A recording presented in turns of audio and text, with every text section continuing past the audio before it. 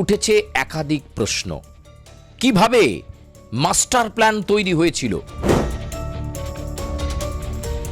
Plan, সেই plan of action কতদিন আগে তৈরি হয়েছিল?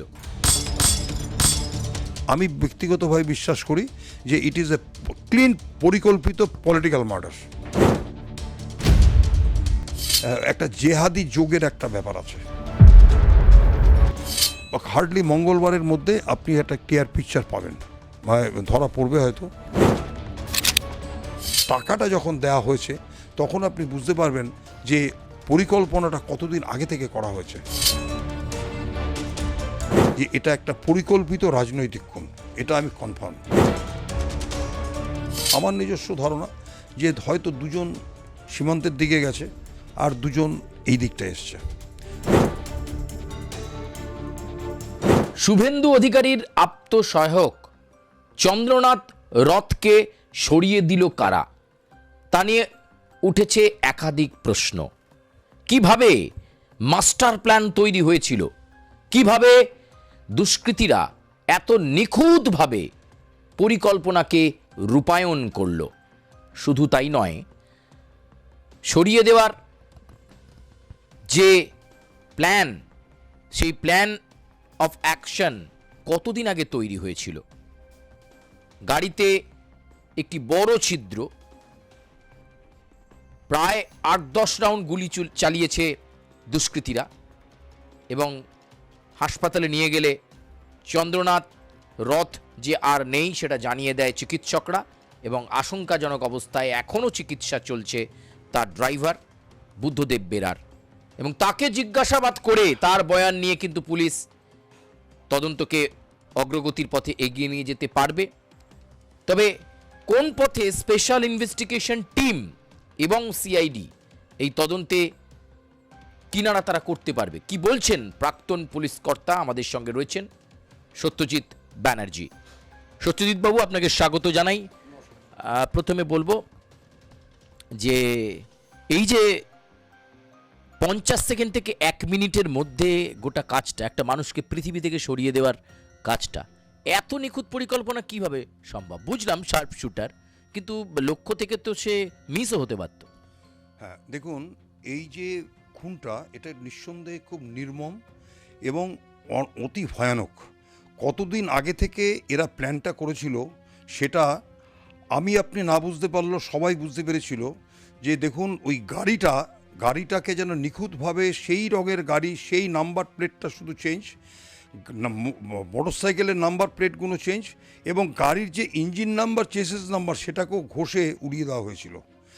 এত নিখুঁত যদি করতে হয় তাহলে অনেক দিন আগে থেকে পরিকল্পনা করতে হবে, এবং তাকে দীর্ঘদিন রেকি করা হয়েছে যে কোনখানে দাঁড়াচ্ছে, কোনখানে উনি নামছেন, গাড়ি থেকে কত দূর থেকে নামছেন, 50 মিটার কি 60 মিটার বাড়ির দূরত্ব, এমন একটা জায়গা ওরা চয়েস করেছিল যেই জায়গাটা থেকে এমন একটা অবস্থা যে উল্টো দিকে একটা ছোট গাড়ি দাঁড়িয়ে আছে, আর এরা গাড়িটা দিয়ে যদি ব্লক করে দেয় তার মানে উনি গাড়িটা আর কোনো দিকে কাটিয়ে আসতে পারবেন না।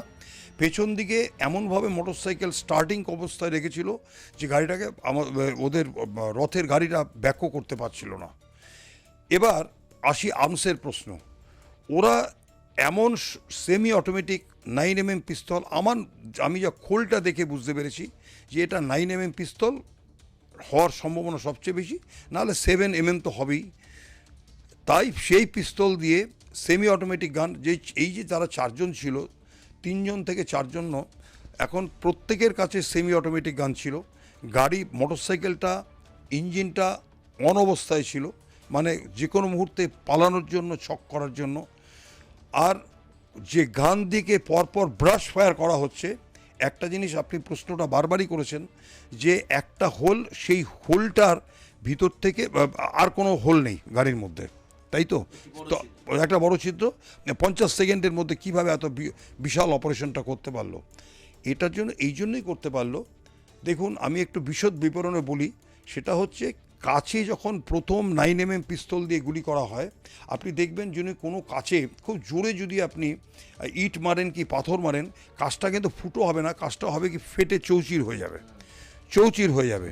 ঠিক এই ক্ষেত্রেও ঠিক সেরকমই হয়েছে। প্রথম যে গুলিটা চলবে সেটার ভেলোসিটি কিন্তু একটু কম কম হবে। কেন কম হবে? কারণ সে কাছে প্রোটেকশন পাচ্ছে, কাছে একটা ধাক্কা পাচ্ছে।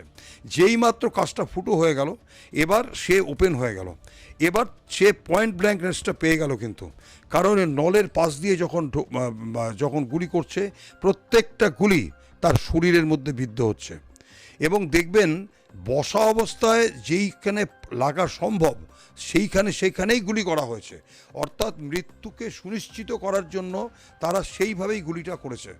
এবার প্রশ্ন হচ্ছে যে এই গুলির যে এন্ট্রি পয়েন্ট, যখন একজন মানুষকে গুলি করা হয় তার তো একটা এন্ট্রি পয়েন্ট আছে। ইনকোয়েস্ট রিপোর্টের মধ্যে যে জুডিশিয়াল ম্যাজিস্ট্রেট ইনকোয়েস্ট করেছেন, সেই ইনকোয়েস্টের মধ্যে সেই ফুটোগুলো পাওয়া গেছে। এবার পোস্টমর্টেম রিপোর্টে সেই গুলিগুলোর যে বুলেট, যেই পোর্শনটা ঢুকেছে বডির ভিতরে, সেই বুলেটগুলো সিজার লিস্টে এসছে, সিজার লিস্টে আসবে এবং সেটা ফরেন্সিকে যাবে এবং ব্যালিস্টিক এক্সপার্ট বলে দেবে যে কোন পিস্তল থেকে এটা করা হয়েছে, ঠিক আছে, এবং সেটা কত রেঞ্জ থেকে দূরে ছিল। আপনি যাই বলেন না কেন, তখন কত রেঞ্জ থেকে বলেছিল ওটাও কিন্তু ব্যালিস্টিক এক্সপার্ট বলে দেবে। আমরা সায়েন্টিফিক ইনভেস্টিগেশনে বিশ্বাস করি। এগুলো প্রত্যেকটা জিনিস আমি বললাম, 500 লোক হাত তুলে বললো এটা এই হয়েছে, তা নয়। সায়েন্স কি বলছে, যারা ওখানে ব্যালিস্টিক এক্সপার্ট, ফরেন্সিক এক্সপার্ট, তারা কি বলছে, এইগুলো প্রত্যেকটা জিনিস এই কেসে বেশি ভাইটাল। একটা প্রশ্ন আপনি ওপেনিংয়েই করেছেন যে তাহলে এটা পুলিশ ইনভেস্টিগেশনটা কোন দিকে এগোবে, এই প্রশ্নটা করেছেন। তো একটা কথা বলি, এখানে ভাইটাল রোল প্লে করবে সিসিটিভির মাধ্যমে। সিসিটিভি সিজ করা হয়েছে। সিসিটিভির প্রত্যেকটা গন্তব্যস্থল হয়তো কয়েকদিনের যে রেজাল্ট পাবে, সেই রেজাল্টে এই গাড়িগুলো আগে এসেছিল কি না, তখন তো ওরা হেলমেট পরে নাও আসতে পারে, রাইট? এটা কিন্তু আপনাদের এখানে, আমি আপনার চ্যানেলটা প্রথম বললাম, যারা এর আগে রেকি করতে এসছে তারা এই গরমের সময় তারা তো আর অতটা চিন্তা করবে না। তারা হয়তো হেলমেটটা খুলে এসছে, তাদের ফেসটা পাওয়ার খুব চান্স আছে। এবং একদিনের রেকিতে, ওই 1 ঘন্টার রেকিতে একে গুলি করা সম্ভব না। সুতরাং এরা মিনিমাম 3 দিন 4 দিন রেকি করেছে এবং রেকি করার পরে তারপর মৃত্যু সুনিশ্চিত করার জন্য ওই জায়গাটাকে মার্কিং করা হয়েছে যে এই জায়গাটাকে গাড়ি আটকাবো, এবং ওই যখনই ঢুকছে ফোনে বলেই তোকে গাড়িটাকে আটকানো হয়েছে এবং তাকে সাথে সাথে ব্রাশ ফায়ার করা হয়েছে। এবার 2-3টে কথা একটু বলে নিই, সেটা বলা দরকার। সেটা হচ্ছে সিসিটিভির মাধ্যমে আমার নিজস্ব ধারণা একটা বিশাল ফোকাস হবে। আর আগামীকাল পশ্চিমবঙ্গে মন্ত্রিসভা, মুখ্যমন্ত্রী শপথ নেবেন এবং অন্যান্য মন্ত্রীরাও শপথ নেবেন মোটামুটিভাবে। যদিও পলিটিক্যাল টাচ একটু বলি যে 21টা রাজ্যের চিফ মিনিস্টাররা আসছেন, নরেন্দ্র মোদী, প্রধানমন্ত্রী অমিত শাহ, এরা সবাই আসছেন। সুতরাং তাদের কাছে এই ঘটনাটা কিন্তু বিশাল ব্যাপার। কালকে যে বক্তব্য রাখা হবে, বক্তব্য রাখার মধ্যে প্রত্যেকে এই ব্যাপারটা কিন্তু তুলে ধরবে প্রত্যেকে। এবং এটা এই গভর্নমেন্টের কাছে একটা প্রেস্টিজ। গভর্নমেন্ট ওথ নেওয়ার আগেই তাকে সরিয়ে দেওয়া হলো পৃথিবী থেকে, এটা বিশাল ব্যাপার। এবং যে সবচেয়ে বেশি কাছের ছিল আমরা শুভেন্দু অধিকারীর, তাকে সরিয়ে দেওয়া হলো। তার নিশ্চয়ই আমি ব্যক্তিগতভাবে বিশ্বাস করি যে ইট ইজ এ ক্লিন, পরিকল্পিত পলিটিক্যাল মার্ডার। এবার একটা প্রশ্ন আসবে, তাহলে এই আসামিরা আফটার দ্য অপারেশন তারা কোথায় যেতে পারে? এই প্রশ্নও কিন্তু আপনি প্রথমেই বলেছেন যে কোথায় যেতে পারে। আমি ব্যক্তিগতভাবে বিশ্বাস করি সেটা হচ্ছে নিজস্ব ধারণা আমার, এটা 2টো এভিডেন্স দিয়ে আমি বলছি কেন। মধ্যমগ্রাম থেকে আমাদের বাংলাদেশ সীমান্ত, বনগাঁ সীমান্ত কিন্তু বেশি দূর নয়, কারণ তাদের কাছে মোটরসাইকেল ছিল, মোটরসাইকেল দিয়ে পালানো কোনো কষ্টের ব্যাপার নয়। সুতরাং আগে থেকে তাদের সব কিছু সিস্টেম করা ছিল যে তারা হয়তো বাংলাদেশে একসাথে পালাবে না। আসামিরা কি করে সেটা হচ্ছে যে একটা ক্রাইম করার পরে সে পালাতে চায়, চুরি করুক, ডাকাতি করুক আর করুক। আসামি যখনই একটা ক্রাইম করবে তার প্রথম উদ্দেশ্য হচ্ছে ক্রাইমটা করার পরে সে পালাবে কিভাবে। পালাতে গেলে যদি একসাথে 4 জন পালায় তাহলে ধরা পড়ার সম্ভাবনা বেশি থাকে, ঠিক আছে? একসাথে সব ধরা পড়ে যাবে। সুতরাং আগে থেকে ডিভাইড হয়ে যাও। 2 জন, আমার নিজস্ব ধারণা হয়তো ওই দিকে বাংলাদেশের দিকে গেছে, আর দুজন কিন্তু এয়ারপোর্টের দিকে, কারণ দুটো যে মোটরসাইকেল ভ্যাটের পাশে পাওয়া গেছে তারা কিন্তু এই ইউজড মোটরসাইকেল।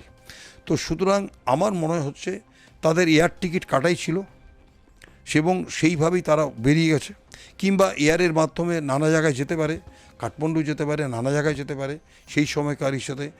তখনকার কিন্তু যতই মুখ ঢোকা থাকুক, তখনকার আপনি জানেন হয়তো এয়ারপোর্টে প্রত্যেকটা সিসিটিভি খুব স্ট্রং সিসিটিভি, খুবই স্ট্রং এবং খুব বড় সিসিটিভি। সুতরাং ওখানে কিন্তু সিসিটিভির একটা বিশাল রোল আছে। যদি পালাতে পারে এবং ওই সময় যদি ওইটুকু সময়ের মধ্যে থেকে স্প্যানের মধ্যে কোন কোন লোক ইন্টারন্যাশনাল কিংবা ডোমেস্টিক দিয়ে ঢুকেছে প্রত্যেকের যদি স্ক্যান করা হয়, আমার মনে হয় একটা ক্লিয়ার পিকচার আসতে পারে। এই ক্লিয়ার পিকচারের মাধ্যমে বোঝা যেতে পারে এরা কারা। তবে আরেকটা কথা বলে রাখি, যারাই হোক না কেন এখানে কিন্তু এটা আমার ধারণা, আমি কিছুক্ষণ আগে আমাদের সিনিয়র অফিসারদের সাথে একটু কথা বলছিলাম, একটা জেহাদি যোগের একটা ব্যাপার আছে, এটা সবাই বলছে। তো সুতরাং আমার যতটা ধারণা, কালকে হচ্ছে শনিবার, আমাদের মন্ত্রী জিহাদি প্ল্যান আছে যে শপথ গ্রহণ করবে কালকে 9 তারিখে। আমার নিজস্ব ধারণা শনিবার ছেড়ে দিন, রবিবার তো ছেড়ে দিন, সোম মঙ্গলবারের মধ্যে আপনাদের চ্যানেলেই হয়তো আপনারা বলবেন যে ইয়েস আসামিটা ধরা পড়েছে। একটা আসামি ধরা পড়লেই তো টোটালটা চলে আসবে পিকচার, তাই তো?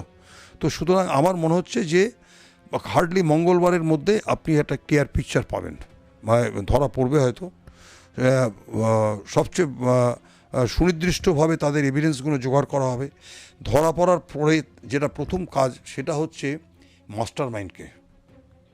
এই প্রশ্নটা কেউ এখন পর্যন্ত আপনিও করেননি কিংবা অন্য কেউ করেনি যে মাস্টার মাইন্ডকে। ঘটনা একটু বলে রাখি, এটা দেখুন, যারা এই সুপারি কিলার দিয়ে খুন করে না, তাদেরকে যারা সুপারি দেয়, অরিজিনাল যে যার অর্ডার ক্যারি আউট করছে এই সুপারি কিলাররা, তারা কিন্তু অনেকগুলো লেয়ার আছে, 1 2 3 4 এরকম লেয়ার আছে। আপনি অরিজিনাল যে বলছে যে গুলি করতে হবে, অরিজিনাল যে টাকা দিচ্ছে কিংবা প্ল্যান করেছে, তা সেই লেয়ার পর্যন্ত পৌঁছানো খুব কষ্ট। কারণ এরাও জানে না, যারা খুন করেছে এরাও কিন্তু ওই অরিজিনাল লেয়ারের কাছে পৌঁছতে পারেনি। তারা একটা সুনির্দিষ্ট জায়গায় তারা এরকম করে বলছে যে তারা শুধু অপারেশনটাকে এক্সিকিউট করেছে, নিঃসন্দেহে টাকার বিনিময়ে। তাহলে প্রশ্ন আসবে, তাহলে টাকা কে দিল, ফাইন্যান্স কে দিল, কিভাবে টাকা পেমেন্ট হলো, মোড অফ পেমেন্ট এরা বলবে, তাই তো? এবং তখন তারা একটা লোকের নামও পাবেন, যারা ডাইরেক্ট ক্যাশ দিল না, ব্যাঙ্ক অ্যাকাউন্ট নিশ্চয়ই দেবে না। সুতরাং ক্যাশ দিল, কে ছিল, কজন ছিল, কোনখানে দাঁড়িয়ে দিল, সেখানে কোনো রকম এভিডেন্স আছে কি না। তখন আপনি দিনটা বুঝতে পারবেন যে কতদিন আগে থেকে এই পরিকল্পনাটা হয়েছিল। অর্থাৎ টাকাটা যখন দেওয়া হয়েছে তখন আপনি বুঝতে পারবেন যে পরিকল্পনাটা কতদিন আগে থেকে করা হয়েছে। অর্থাৎ টাকাটা দেওয়া হয়েছে তখনই, তবে তো পরিকল্পনাটা হবে, তার আগে তো টাকা দিচ্ছে না।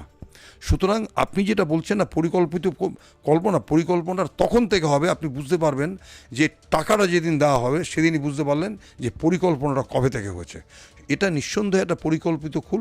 এবং আমি ব্যক্তিগতভাবে এতদিনের আমি ডেপুটি পুলিশ কমিশনার, আমি এটুকু বিশ্বাস করি যে এটা একটা পরিকল্পিত রাজনৈতিক খুন, এটা আমি কনফার্ম, এ বিষয়ে সুনিশ্চিত আমি। কিন্তু আমি ব্যক্তিগতভাবে নিজে চাইছি, সাধারণ পশ্চিমবঙ্গবাসী চাইছে যে এই কেসটা যেন ডিটেকশন হয়, আসামি কাছে আসুক এবং অনেকগুলো লেয়ার ভাগ করে যদি আসল ক্রিমিনালটাকে ধরা যায়, সেটাই কিন্তু আমাদের সবার আশা। আপনার কাছে আরেকটা খুব গুরুত্বপূর্ণ প্রশ্ন, সেটা হচ্ছে আপনি বললেন যে প্রথম যখন গুলি করা হয় কাঁচের যে মোটা লেয়ার সেটা আসলে নরম হয়ে গেল, এরপরে ব্রাশ ফায়ার করে। তার মানে আপনার কি ধারণা, প্রথম যে বুলেটটা চালানো হয় সেটা কি চন্দ্রনাথ রথের গায়ে তখনও লাগেনি? ব্যাপারটা হচ্ছে যে দেখুন, প্রথম যেটা করা হচ্ছে, প্রত্যেকের কাছে কিন্তু অত্যাধুনিক সেমি অটোমেটিক পিস্তল আছে। কেন সেমি অটোমেটিক পিস্তল থাকে? কারণ দেখা গেছে যে অনেক সময় পিস্তল ব্রাশ ফায়ার হলো না, কিংবা গুলিটা একটু নজেল থেকে উঠে গেল, কিংবা গুলিটা ফাটলো না, মানে বেরোলো না। তার মানে তখন সেকেন্ড যিনি আছেন তা সেগুলি করবে পরপর, কারণ মৃত্যু তো সুনিশ্চিত করতে হবে। তারা তো সুপারি পেয়ে গেছে, টাকা তো পেয়ে গেছে, সুনিশ্চিত করতে হবে। সুতরাং প্রথম গুলিটা যেটা করা হবে ও ঠিক করা হয় যে তাকে এইভাবে করা হবে, এবং যেই হোলটা দেখবেন, হোলটা কিন্তু এইটুকু হোল আছে, খুব বড় হোল নেই কিন্তু। অর্থাৎ হোলটা যখন আপনি ক্লিয়ার করে নিলেন তখন কিন্তু আপনি পয়েন্ট ব্ল্যাঙ্ক হয়ে গেল, তখন আর কোনো লেয়ার নেই, তখন কিন্তু ডাইরেক্ট ফায়ারের মধ্যে চলে আসছে। এবং দেখবেন প্রত্যেকটা ফায়ারই ওনার বুকে, যে আসল যেটাতে মারা গেছে সেটা যে ফুসফুস থেকে হৃৎপিণ্ডের মাঝখানটায় যে গুলিটা, প্রচুর রক্তক্ষরণে এবং যাকে বলে মাল্টি অর্গান ফেলিয়ার যেটা বলা হচ্ছে সেই রকমভাবে করা হয়েছে। তো আমার মনে হচ্ছে যে এই যে গুলিটা করা হচ্ছে, যে প্রথম যেটা গুলিটা যদি যায়ও ভিতরে, তার হয়তো রেঞ্জটা বেশি থাকবে না, কিন্তু তারপরে কিন্তু সাংঘাতিকভাবে মৃত্যু সুনিশ্চিত হবে প্রতিটা, কিন্তু কারণ নজেল লাগিয়ে গুলি করছে, তো প্রত্যেকে তো নজেল লাগিয়ে গুলি করছে, সুতরাং মৃত্যু সুনিশ্চিত করতেই হবে। এটুকুই আমার বক্তব্য। আরেকটা খুব গুরুত্বপূর্ণ দিক এটাতে উঠে আসলো, সেটা হচ্ছে এই যে নিজাম প্যালেস থেকে বেরিয়ে সে মধ্যমগ্রামে নিজের ফ্ল্যাটে যাচ্ছে, এই খবরটা তো মানে পরিচিত কেউ কি দিয়ে দিল, বা যারা ষড়যন্ত্রকারী, যারা দুষ্কৃতী, তারা রেকি করার সময় এই ব্যাপারটাও কি নজরে রেখেছে যে কী করে, নাহলে আমার কথা হচ্ছে কী করে সে শিওর হচ্ছে যে ওই দিন সে নিজাম প্যালেস থেকে বেরিয়ে মধ্যমগ্রামের ফ্ল্যাটে ফিরবে? এই যে একটা ভাইটাল প্রশ্ন করেছেন, দেখুন আমি আপনাকে বলছি না যে এটা পরিকল্পিত কেন, অর্থাৎ রেকি করা হচ্ছে যে ওকে ওই দিনই ওকে শেষ করতে হবে, কারণ 9 তারিখে শপথ গ্রহণ হবে, তার আগে যদি একটু ডিসমেন্টেল করে দেওয়া যায়, এটা একটা পরিকল্পনা।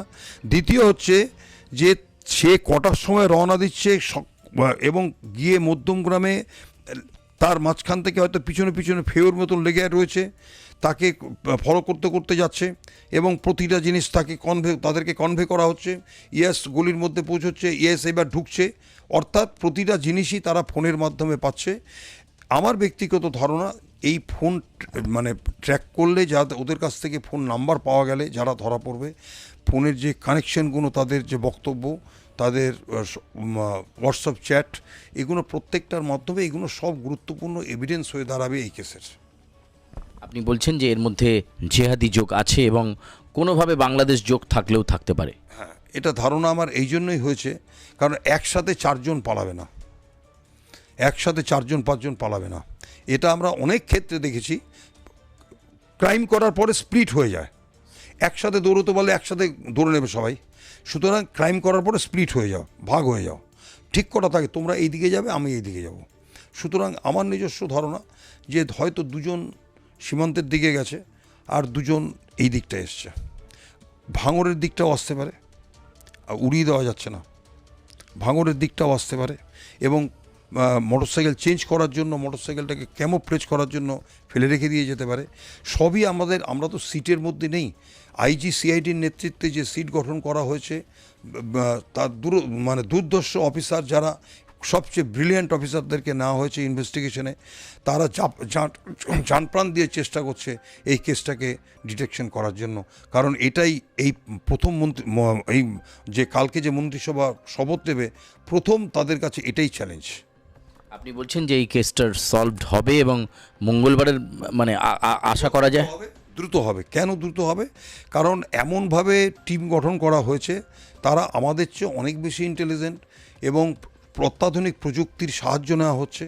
সুতরাং এটা আমার ধারণা যে এটা একটা ক্রেডিটের মধ্যে যাবে, যে ইয়েস শপথ গ্রহণ করার আগে যেটা মার্ডার করা হয়েছিল, শপথ গ্রহণের পরে পরেই তাদেরকে ডিটেকশন করা হলো। ধন্যবাদ আপনাকে। আমরা কথা বলছিলাম সত্যজিৎ ব্যানার্জির সঙ্গে, তিনি কিন্তু বলছেন যে খুব তাড়াতাড়ি তদন্ত নিরূপণ হয়ে যাবে এবং প্রকৃত দুষ্কৃতী যারা এই ষড়যন্ত্র করেছিল তারা পুলিশের জালে ধরা পড়বে, সে সময় আর দূরে নেই। তবে এর মধ্যে জিহাদি যোগ থাকলেও থাকতে পারে বলে বলছেন প্রাক্তন পুলিশ কর্তা। এখন দেখার তদন্ত ঠিক কোন দিকে মোড় নেয় এবং তদন্তে সিট কতটা অগ্রগতির সাথে গোটা এই চন্দ্রনাথ রথকে সরিয়ে দেওয়ার ঘটনায় প্রকৃত দোষীদেরকে ধরতে তারা পারে কিনা। ক্যামেরা কৃষ্ণেন্দুর সঙ্গে সুচারু, আর প্লাস নিউজ, কলকাতা।